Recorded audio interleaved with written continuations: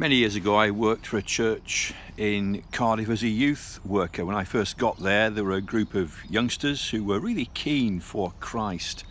One of them, a lad called Craig, and for many years making good progress in the things of God. He was speaking, leading meetings, but then in his mid-20s a series of tough events hardened his heart. He turned away from the things of God, and I don't know what efforts I made at the time to encourage him. It's so long ago, but I hadn't heard from him for it's over 20 years, maybe 25 years.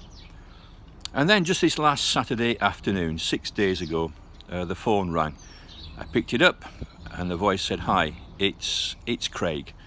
And I was amazed. And to cut a long story short, he said, I've come back to things I should never have left. Interestingly, his wife had been converted fairly recently, and it made him jealous, it made him think, and he's come back to Christ.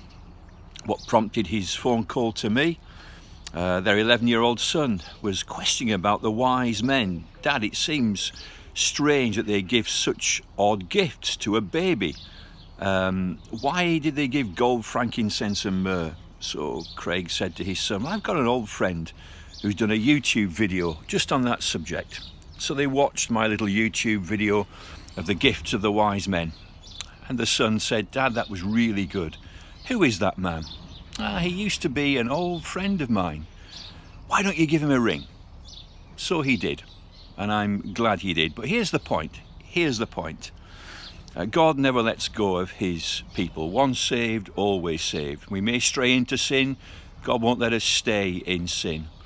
So if you're a backslider, come back to Christ. Come back to the things you should never have left. If you're praying for somebody who once ran well, don't despair. Craig was away for maybe 25 years at least. God brought him back. Keep on praying. God is able and God is faithful to his promises. Never dismay.